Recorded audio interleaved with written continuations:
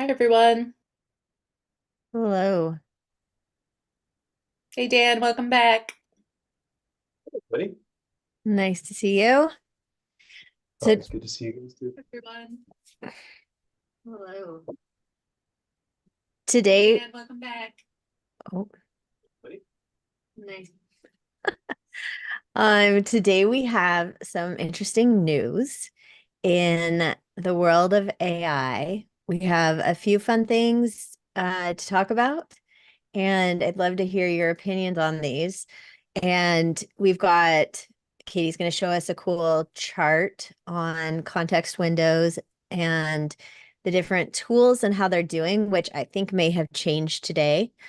Claude 3 came out today, and Claude 3 can now do more things similar to what ChatGPT could, but it has a larger context window, so it'll take more information in and it will transcribe handwritten notes. It will take images and turn them into text, or you can do the thing like you could do in ChatGPT and upload an image and ask it to tell you about the image. And it'll convert UI design to front end code. So I'm very curious to test out Claude 3 on a lot of these different aspects. Um, And you can also upload a picture if you're in ecom. You can upload a picture and have it suggest product descriptions because it has the ability to look at images now. And it can look at pictures and tell you what they are. Like when I use Chat GPT, I uploaded or I just on my phone took a picture of these big screws that we had. And I wasn't sure what they were for. And I thought they were something to do with the washing machine. And it turns out they were very, very large industrial drywall screws. And so they're these really long things. And so I just told my husband I didn't want to get rid of those because we will probably be moving those things around. And, if we want to put them on a wall, I mean, it's just one of those parts to keep in the miscellaneous bin. Um, but it was kind of cool as we're cleaning out. We have this cabinet that's got random tools and pieces in it. You can just take pictures of things and identify what they're for and decide whether we want to get rid of them or not. Now, Claude is supposed to have that capability, Claude 3. And that was just released. So we haven't had time to play with it yet. And we will be playing with it. Some other drama that was talked about. I don't know if you saw this, but the headline is OpenAI fires back at Elon Musk by publishing his private emails, and they are revealing. So there are private emails that I started doing a little bit of reading, and they're emails between Elon and Sam Altman and Brockman, who's also on the OpenAI team. And they're from years ago. And the gist is I just posted a link in the chat. Um, but Well, I think Elon is, I think it's important to like go back and even say what this is about because this is in response to what has happened. So, end of February, Elon Musk filed a suit against OpenAI alleging that they strayed from their original goals, and he claims they prioritized profits over public good and breached their agreement. So I was looking into this a little bit more. But basically, it's because they've deviated from the original mission, which was just like opening AI to everybody. And especially those and the technologies developed, especially the AGI, the artificial general intelligence, and that he thinks it should not be licensed for profit. And so now OpenAI is coming back, and I did not know about the email situation, but yeah, they're denying the allegations and then release the emails. So that's I did not know about that part. So tell us more about that. well, these in the emails, and I posted a link to the blog post that is on OpenAI. Um, Basically, Elon says you can't do this without me. And we really, Elon wanted to announce that they were going to do an initial $1 billion in funding, not 100 million, in order for people to take them seriously and to compete with the likes of Google. And that they would need a lot of funding based on what Google says. And Elon said that without Tesla, they're not going to be able to succeed because Tesla has done a lot of work because of the cars. They've done a lot of work on AI Mhm. and they have a way to monetize as well. Interesting. So yeah, so I read through some of the emails on there. It's interesting. I don't know how relevant it is for whatever outcomes we're using on a day-to-day basis, but that's something that we talk about is what's happening legally and with these companies because there are a lot of lawsuits out there with different AI companies right now. And even like New York Times suing OpenAI. It's just something to take note of. Yeah, one other little tidbit, and then we can move on to the next subject because I was like trying to figure out like what would have set him off because there's always something that sets people off. And apparently, and this is just from research I've done, OpenAI claims Musk wanted to merge OpenAI into Tesla for greater control, essentially making it a subsidiary of Tesla's AI development. So, what you were just talking about, and that the proposal was rejected by the board. So, Yeah, maybe this is all in response to rejection. yeah. And Elon wanted to be CEO of OpenAI, Hmm, and that was rejected. interesting times. Board control, CEO, majority ownership, and complete and absolute control is what Elon Yeah. demanded. He'd made $1 billion funding commitment to them to Yes. set them on this path and said that he would cover whatever they couldn't raise from any other source. And in the middle of the discussions, when he leveled his ultimatums, he pulled his funding commitment. Yeah. So, I mean, he's playing hardball. And I don't know that anybody should be surprised that there's probably going to be quite a lot of carnage around this burgeoning wave of AI because it represents such an economic opportunity for the people who get to, sort of a high level of commercial viability quickly. For It's sure. it's going to be Yeah. like that. Just get Yeah. it. This is like our housewives, but it's like, the people of AI. It's amazing that Anthropic has been quiet in the conversation and they have a product that is they're touting safety and human like responses and being responsible with AI. And I mean, do we know who the CEO of Anthropic is? Do we know who their investors are? They are the preferred partner for AWS and Amazon, but we don't hear about those characters in the news in the same way. So it's kind of interesting because a lot of the people that I meet don't even know about Anthropic, and Anthropic is an incredibly powerful LLM that you can have access to in the same way as ChatGPT. And so if they keep adding features, I think that they're going to pull ahead a bit. Yeah, I mean, I knew who the CEO was, but it's not Yeah, I know. I'm they're just not in like, the news every day. mm-mm. Like people know who Sam Altman is. He's in the news and there's a ton of drama around it. Yeah, and maybe Google will show up just in time as everybody else is imploding. Maybe that's their That's their ultimate plan. They're not behind, they're just waiting. Yeah.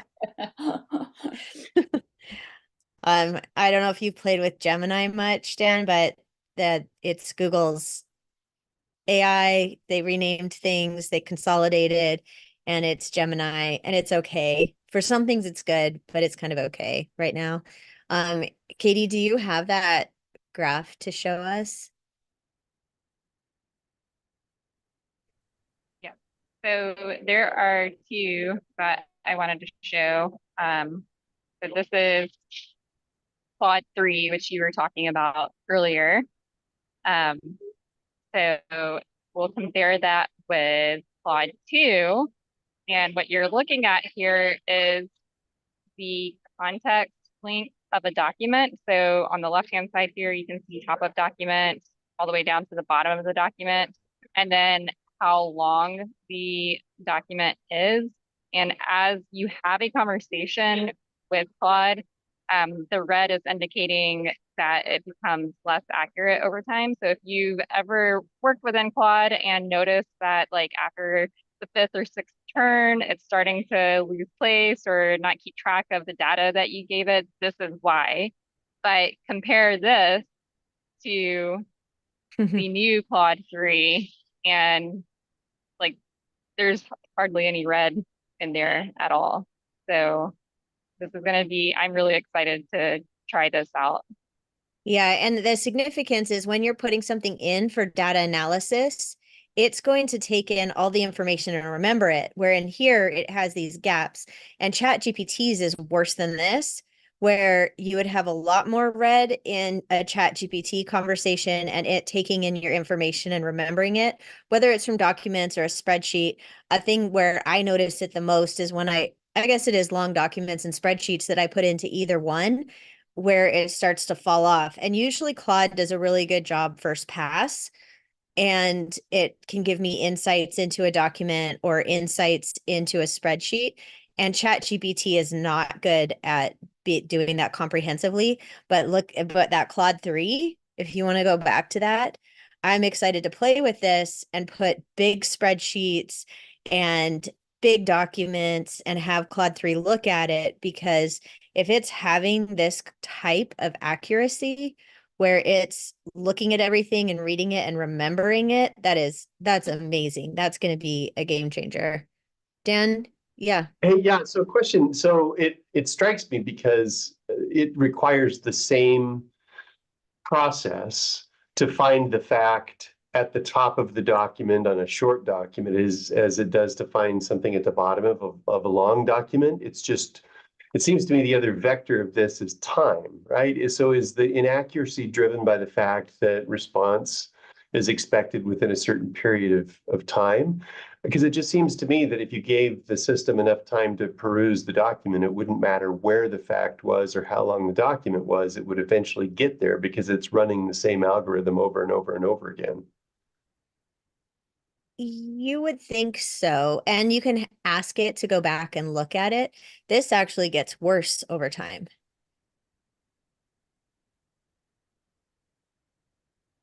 And it So does, but this one is saying like you have, sorry, 1 second. Switch my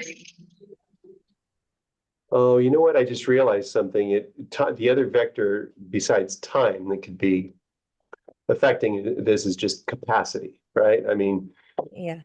So what this is suggesting is that it's really good at finding something sort of at the beginning of a simple process, and it's worse at finding something at the tail end of a long and complicated process.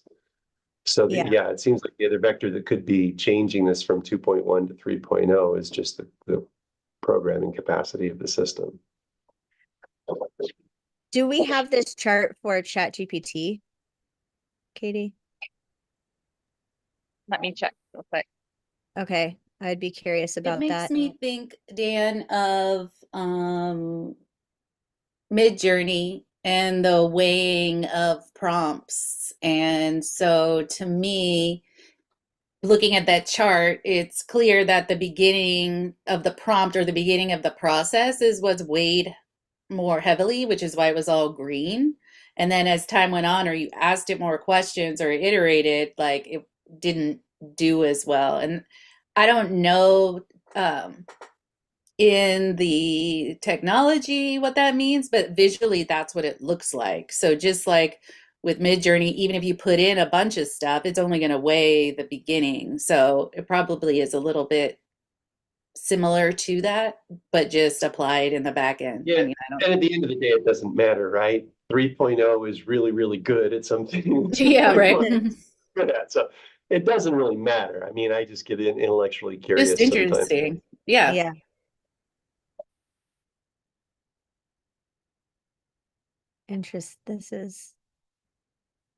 So this is the one for GPT-4 128K. And if you look at this compared to Claude, it starts out at a much smaller token amount than Claude started out at in its pressure test. and it goes up higher, like the end of the chart is lower than Claude's end of the chart. So this is saying that it got to the bottom of the document to 64K. What was Claude's, the Anthropic one? Let me go back. I think I opened it in the old URL. I should have opened a Okay. new tab. It was 200K, wasn't it, for both of them? It It was was 200K 200K. at the top, but I was curious where it started because ChatGPT went 1,000 to 128. And I wasn't sure where the Claude one started.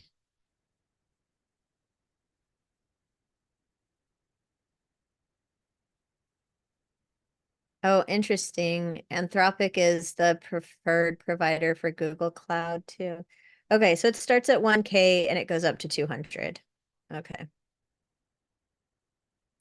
And so it does all right too. I can't see the numbers where it's the red starts to really come in. Is it 24K?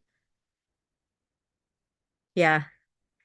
And 20, 30 is where it starts losing. So then can we go back to the ChatGPT one? Interesting. So I have tested GPT on documents, and most of the time GPT can't even process a document that big. It says it can't do it.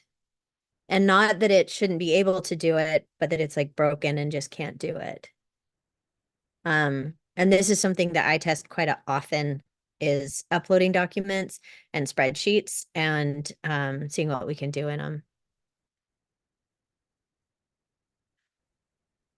But it has 0% at the top on some of those, and it says 100% at the bottom. That's interesting. So we'll have to try. Now we're gonna have to try Claude 3. Yeah, I thought it was interesting that Google, Salesforce, and Zoom were all part of the tech people involved with Anthropic, which makes me think, ooh, Zoom's going to be getting some upgrades soon. Yeah. Yeah. I really like Anthropic. And they have former OpenAI employees, it Yep. looks like.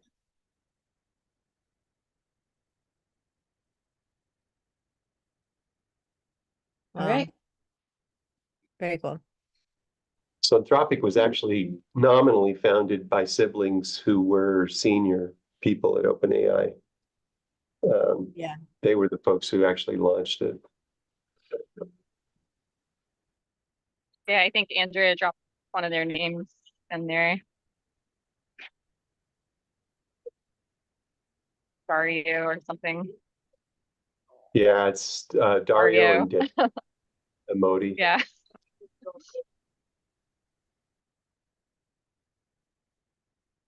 Yeah. I'll be curious to see how this all shakes out. Just watching the horse race, betting on the horses. A little bit here and there, not too much. Okay, I'm gonna try uploading a CSV file.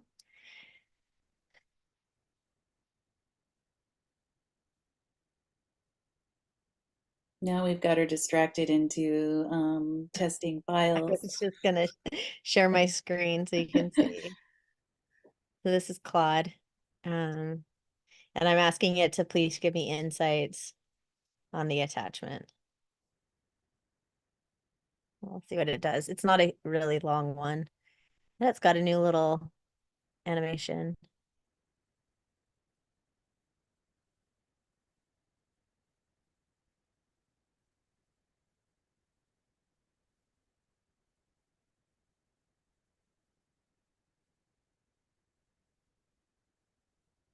That's pretty fast. This is on 3 right now. Yeah. To make the most out of this data, I would recommend. That's new. Mostly it's just telling you about the document, though, but that's probably because we weren't specific about what we wanted it to look at. Like if you wanted to see Yeah. what the results were or something like that. But So I'm trying to, I don't know why it's not letting me. I'm trying to reply to Claude, but it's not even letting me click in that box. So, you know, I was going to ask it to make this file to prioritize the leads in here by hot and warm leads in the document and give me the CSV export. But I'm trying to click in the box to reply to Claude and it's not letting me. So that's for every awesome thing, you still have something broken. Don't know what is going on here. Reload it. Okay, I reloaded it and now I'm going to ask it to reorganize the information and give me a CSV file.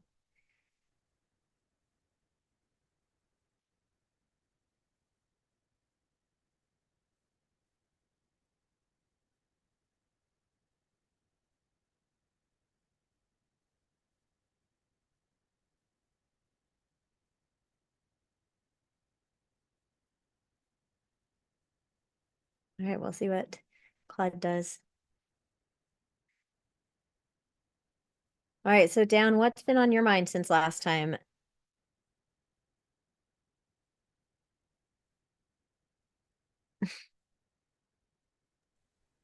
Sorry, I'm trying to click the microphone. It wasn't working.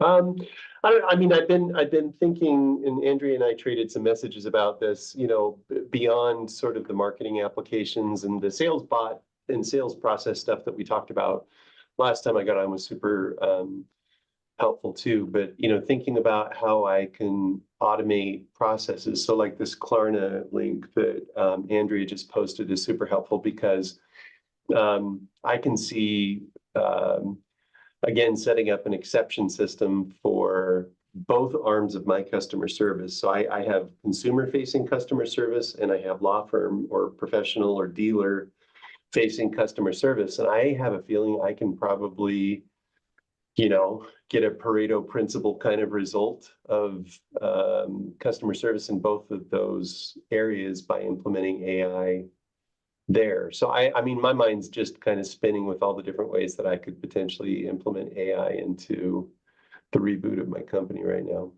Mm-hmm. Yeah, I think you're going to be able to use assistants for a lot of the things that you want to do, the AI assistants. 100%. did you want to talk more about the Klarna, Nicole? Yeah.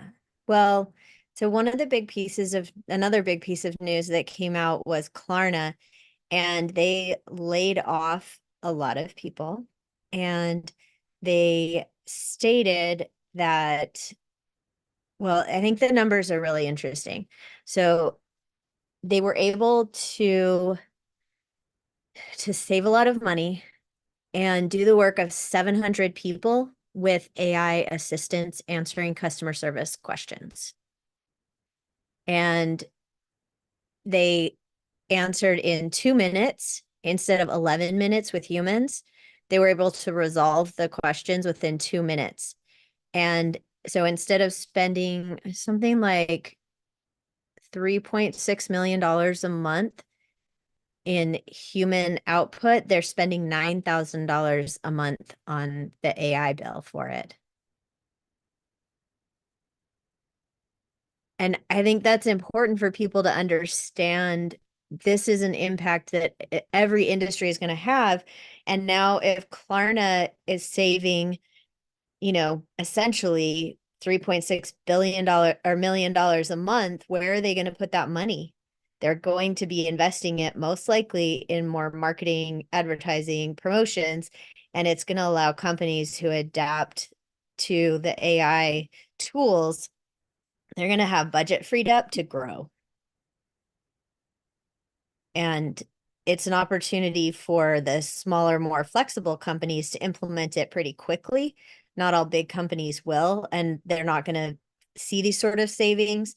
And it depends on how the customers count on, you know, how much they count on human interactions.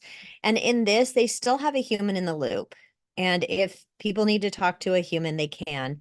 And it has saved them, you know, the wages of 700 people. And so if you're one of the people that are worried about losing your job, well, get AI powered, because if you know how to work with AI, then you could quite possibly still be at Klarna helping them through this implementation, as opposed to losing the job because of AI. It's also interesting because they laid off those people in 2022 and then they made this announcement in 2024. So I'm sure there's probably some other articles where we could figure out how long it took them to implement the AI, but like, did they lay those people off with the intention of implementing the AI and saving that money, or did, they do it because of the effects of COVID and then AI came around and they're like, Timing. oh, we Hmm. fixed our problem. So Yeah, but I do yeah, think like this is a discussion to have, right? Because there will be people that lose their jobs because of AI. I think that's, will everybody lose their job because of AI? No, but there will be some shifts, and customer service is definitely one of them. Copywriting, I would think, would be one of them. But if if you can learn about the tools, maybe you keep your job, it's just in a different way. Or um, like we're always saying, the AI tool AI isn't going to take over the world without somebody directing it to take over the world. So it's like you have to direct the tool in the right way to get the good results. It's not just going to give you good results. At least we're not there yet. Unless you Yeah. know what you're doing and have the knowledge behind the product or service, like you're not going to get Pulitzer Prize stuff from AI. Like that's just not going to happen. Yeah. But it is a transition that people need to be aware of. And this is one of the tools. So Y Combinator, this is backed by Y Combinator. Y Combinator and OpenAI appear in those Elon Musk emails. People who are in Y Combinator had early access to OpenAI years ago. And so they have been building this. OpenAI has been around for a long time. And this company is making artisans, which are, it's saying, the first generation of AI employees. And I think it's interesting what they claim to be able to do. Right now, you can get on the list. They're doing like a massive onboarding for the first beta customers next week. And I've signed up for the webinar because, of course, I want to see what's going on. But so these are some of the things that they say your AI employees can do. End-to-end workflow automation, which sounds pretty appealing. They're saying they can be your sales reps, customer service agents. They can set meetings for you. There's a marketer. And I'm curious where the humans are in their process, where you need humans in the loop, and how these are going to play with all the different tools. Because I can't imagine a marketer that is solely AI. Yeah.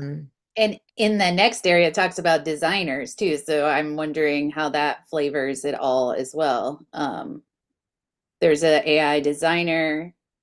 I think if you go And under, artisans. the main page, it will show all of them. There they are. Oh, Noah, the designer, Emma, the recruiter, Olivia, the financier. So it'll be interesting to see how they are doing this. Yeah. There's always going to have to be parameters, and I don't imagine anybody would just set and forget any of these areas, but we'll find out next week. I'm interested to see what that's about. Yeah. And pricing, if you think about, so they only have the pricing listed, I think, for the sales rep. I think that's the first one they're going to do. For $450 a month, you could have a sales rep, and it says, and again, I'm curious how much of this is going to be human, and they even have one-on-one white glove human onboarding. So there is a human in setting it up. But I'm really curious what their process is with this. And because this is something that we talk about a lot, is from the sourcing leads and through the process, how much can we automate too? So they're packaging it and they figured something out here. So yeah, we'll attend the webinar and learn a little bit more. Yeah, you can join the wait list for a couple. Yeah, join the wait list or learn more on the sales rep. Because I think Ava is going to be the first one out of the box. Did you notice that they use the word bespoke in there? That's the other AI word I keep seeing everywhere. I'm like, when did people start using this? And we know Well, when they started using it. bespoke has come into our language in hipster days, like, I don't know, 7 years ago, when that bespoke was all over the place because my child jokes about it and uses an Irish accent when talking about bespoke items or whenever they would see it places.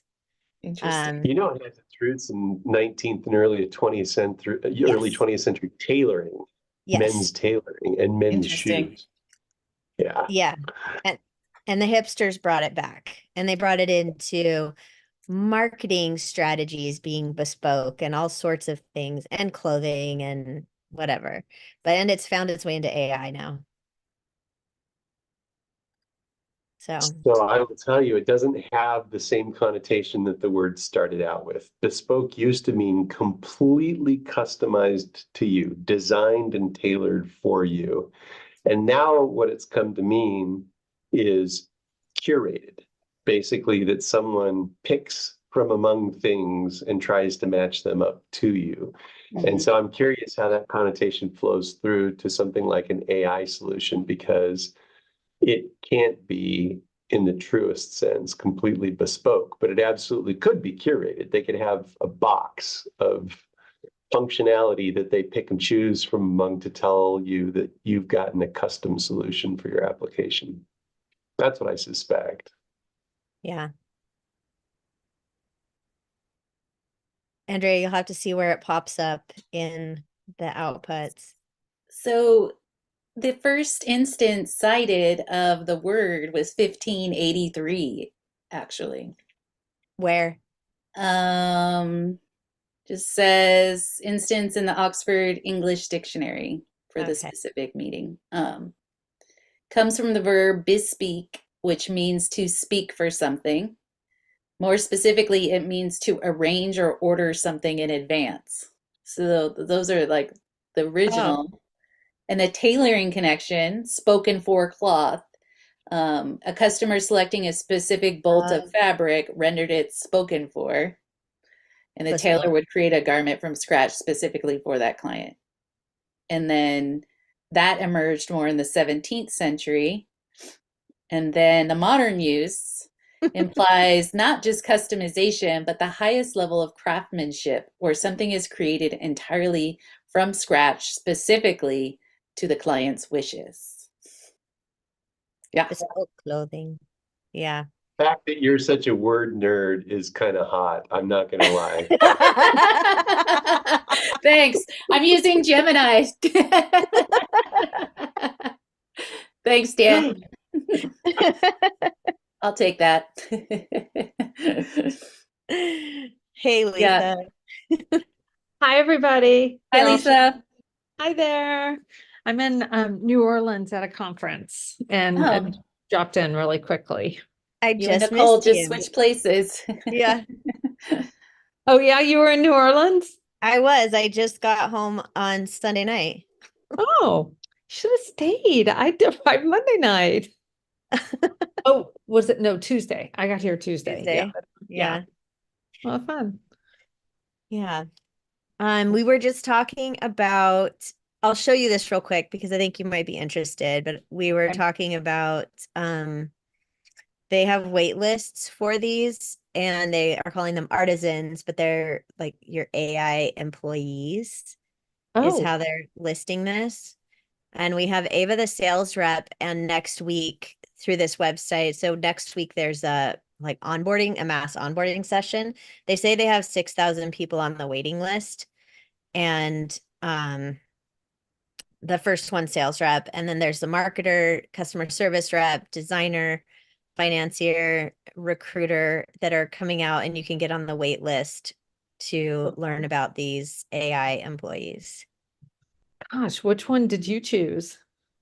Well, we just signed up. Well, at least I signed up for the Ava one because it's first. Okay. For the webinar to see what it's all about and what they use, and I don't know, just learn about Ava. Yeah. I've joined the wait list for most of them though. Yeah. Yeah. I would join them all. Yeah. I just started with one, and we'll let you know how it goes. Okay. I think it'll be interesting to hear what they're doing.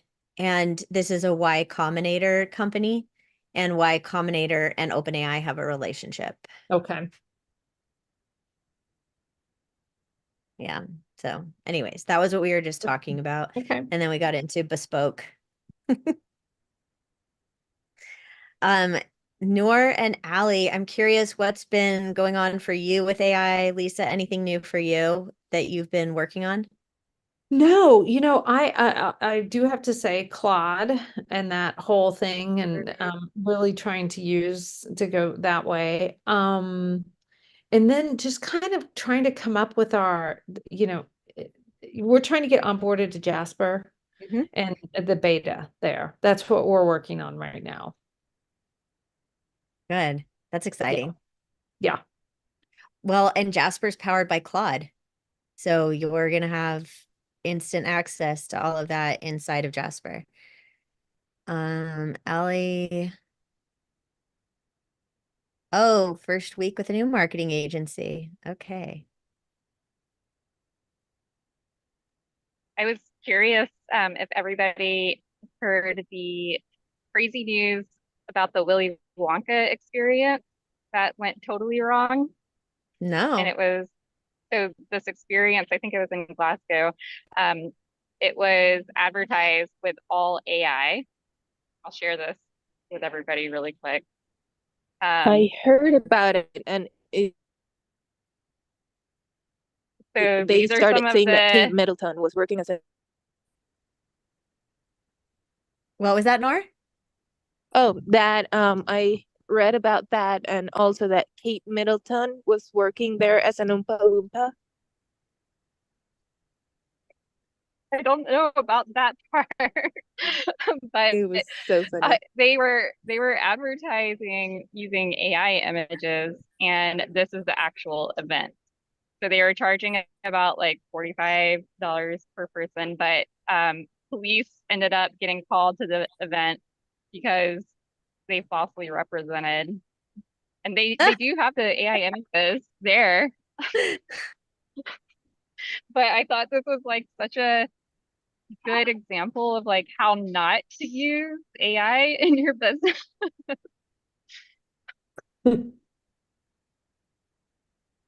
So they were making it look amazing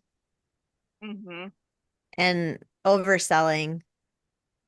Yeah, so these are like some of the images that they use from their website.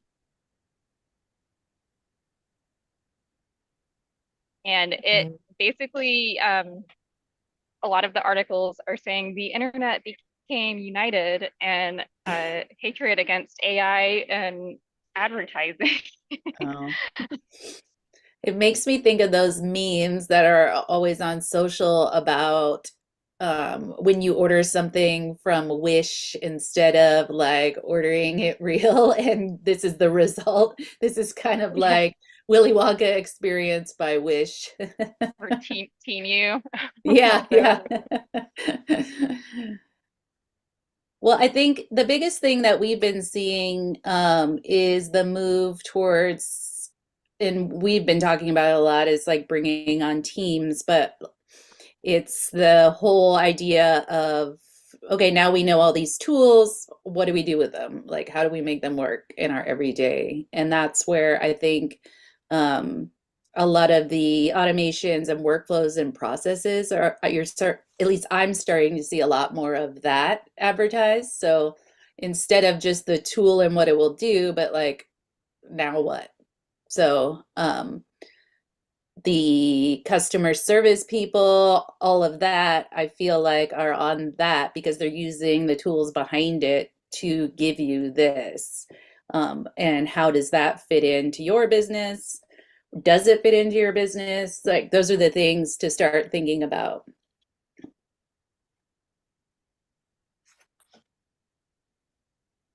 Yeah, and so one of the things that we have been doing is creating workflows and diagrams of all the things that we want to try to connect together as much as we can.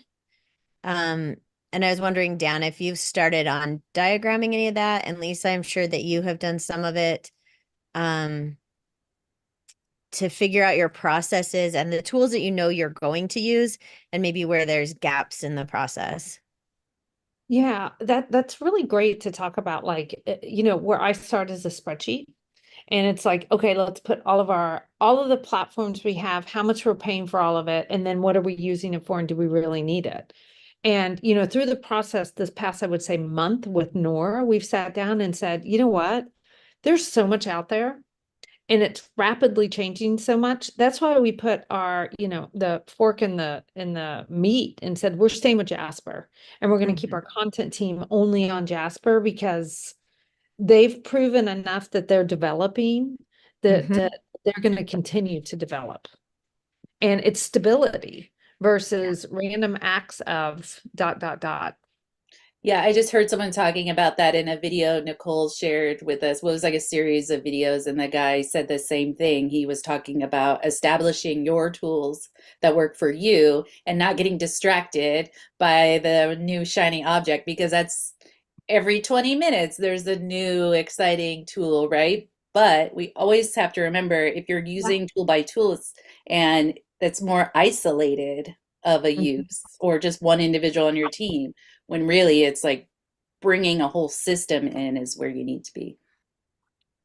Yeah, Yeah. exactly. Yeah, and thinking about, so we've had Jasper since 2021, and we have also purchased subscriptions to all of the others, or many of the other tools. And in the classes, we were teaching some of the other tools last year, and then we did decide to just focus on Jasper, really, because when you have a team, we know we could get consistent results from Jasper across teams. And if we invested in building in the knowledge base in there and really making sure that we have all the different voices and everything, then we know it's going to be scalable for us and stable and consistent.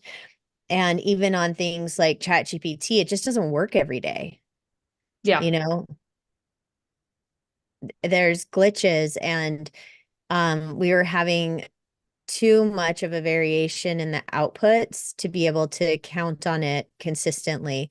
And so in that case, we did count on Jasper for it. And then we were looking at what tools are we using already that are putting AI into them. Like our CRM system has an AI plugin.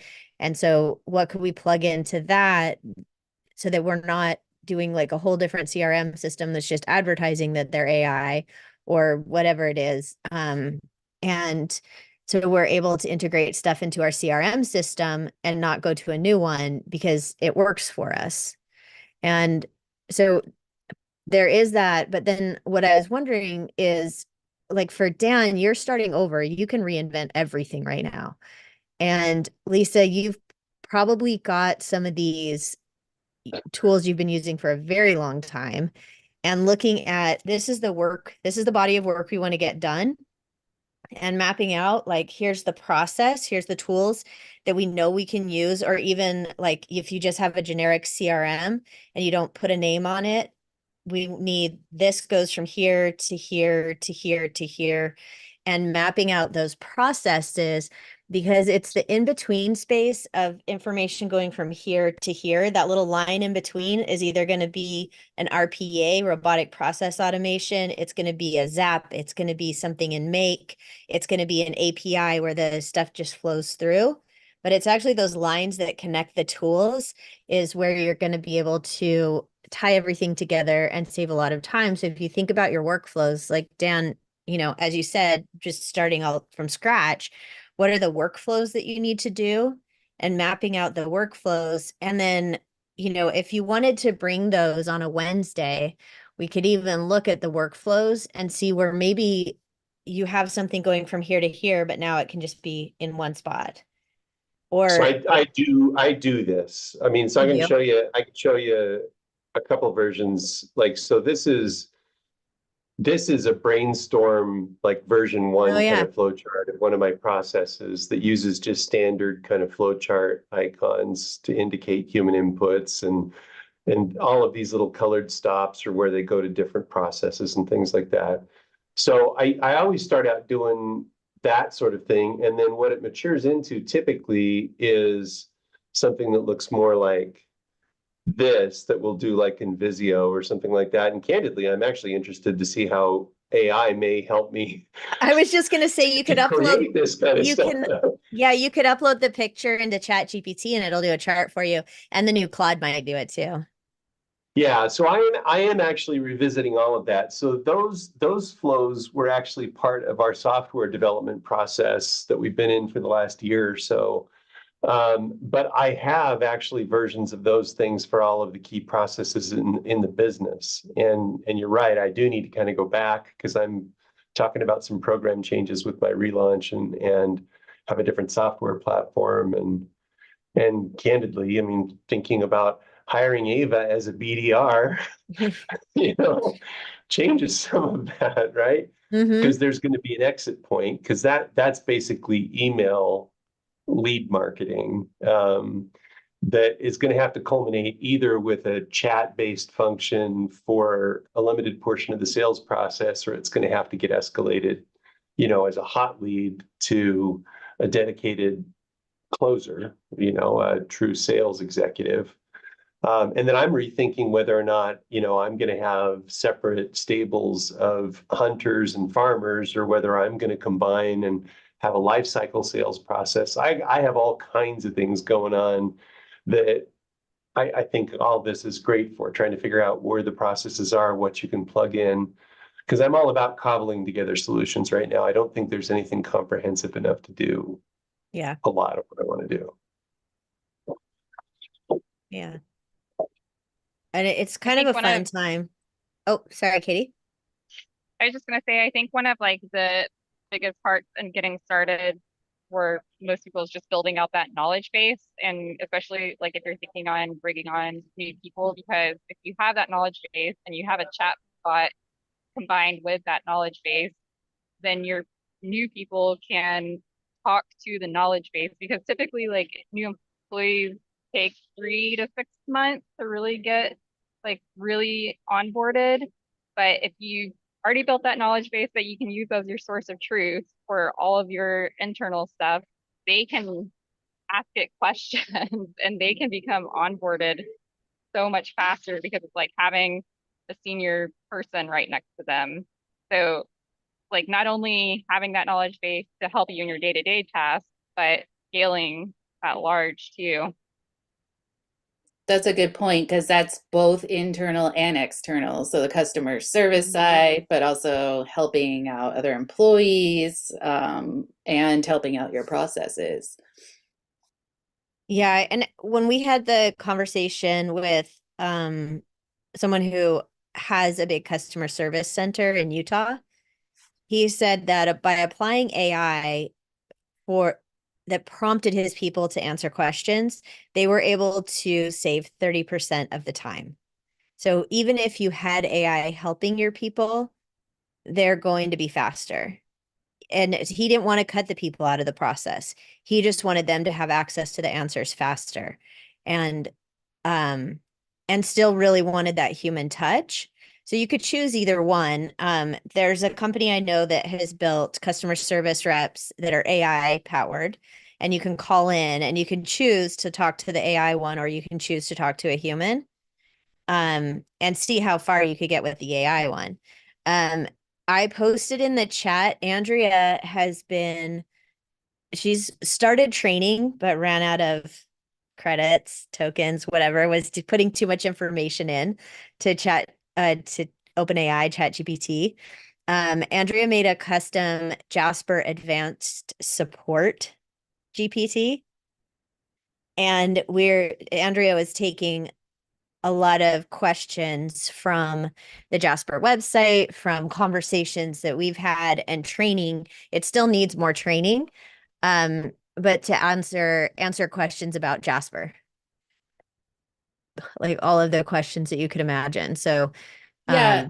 And so I just started building that today, but what my goal is, and I haven't figured out how or if I can do it. I think there's always a possibility on how to do it, but I have started training the tool today, and what I would like to do then is somehow host it or embed it on our website so that when people go to our website, that could be the source of the Jasper GPT. Of course, you can find it publicly in the GPT library already, but my idea was like, that's kind of the support that we can offer, because it's going to be talking, it's going to answer the questions as an advanced user of Jasper, but it's us answering the questions as an advanced user of Jasper. So there's that level too.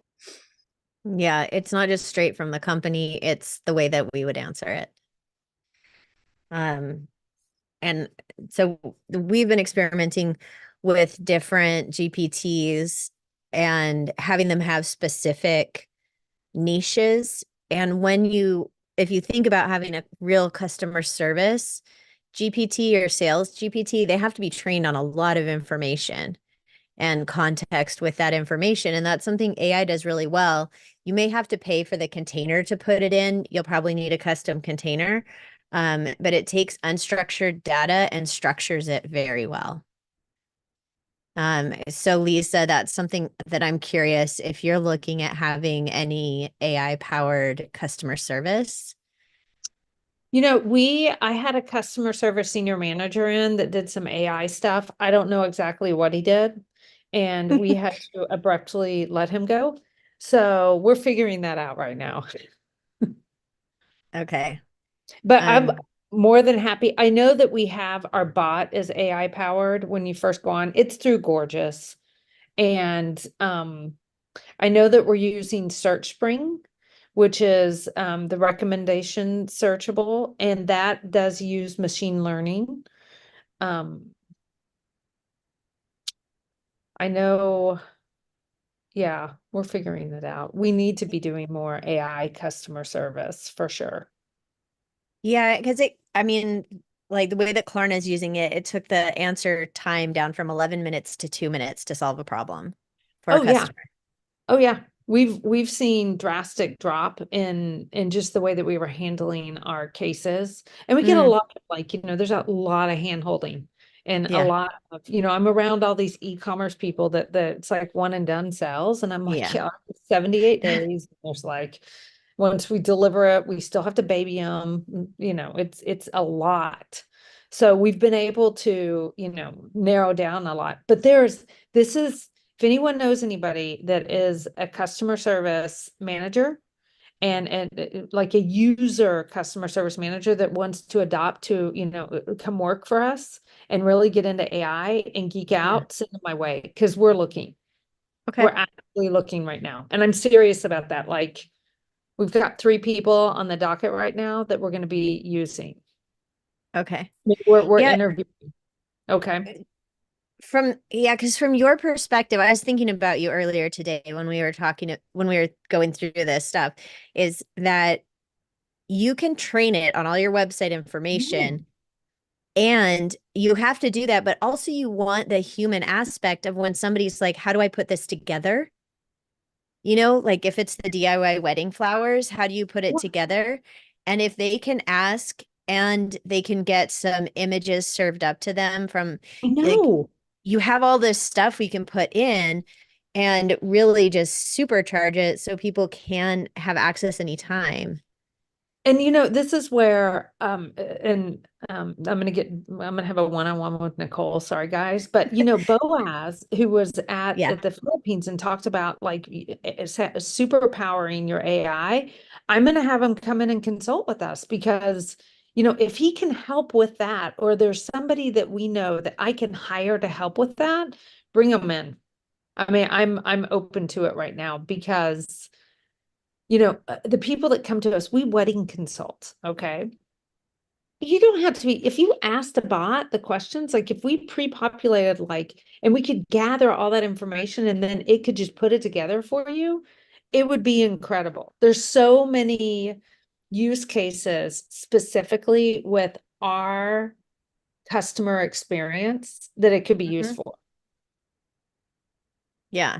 I think somebody like Boaz could put something together for you to help you structure that, to gather all the information in the right formats and put the right boundaries around things so that you can have a usable product on your website that could be accessed mobilely too. And if you have a main intake bot, then it could send it over to like this planner bot or the assembly bot or whatever, like in the flow of information. Or it may just be that it's all housed in one and the information is in different categories. And so, it gets pushed over to here. But your data structuring, I think, is going to be an important part of that conversation. And so when people ask certain questions, that it goes to another bucket of information that's already been indexed. Yeah. It's yeah. And it's just having the right person, that person, because, and this is where, and this is a completely other different topic, is like when you go out and you hire, an agency or a consultant, they have to come in and learn your business before they can even ramp up to it. Yeah. And I really would like to find the expert. Like I've heard now there's a CIA, like chief of AI, Yeah. I'd love to find one. Yeah. So if you know anybody, let And me I know. really feel like that's where a lot of the questions coming to us are going. And it's not probably, it is where we will move towards an implementation and workflow and how to, the CAI of your business, Yeah. fractional CAI. Hey, I love it. I love it. Because that's Yeah. the piece, there's less people that know how, at least right now, to integrate all of these things and able to understand a business and how it works and meld those two together and actually make a process. Yeah. Well, and like, and this is where it comes down to it. We've talked to y'all about doing YouTube consulting with us. And guess, you already know our business. Why wouldn't we do? It just makes sense. Saves time. Well, let me know if you want to talk some more about the CAI stuff, because I do know different people who can implement, and I think they'll have different solutions for you. I can reach out to a few people Okay. that might be able to help you. I know they could help you with that. Yeah, and we should do a catch up. I need to talk with you about something. So maybe we hang up and just jump on for like a 5-minute, just quick EO. What is it? Yeah. Yeah. Okay. All right, that sounds good. Yeah, we're at time right now anyways. Perfect. Okay. Well, thank you, everyone. Thanks for being here. Okay. Good. Perfect. Bye. Nicole, call me. Okay. Okay. Thanks, I will. Okay. Bye. Thanks, Sally. Thanks, Dan.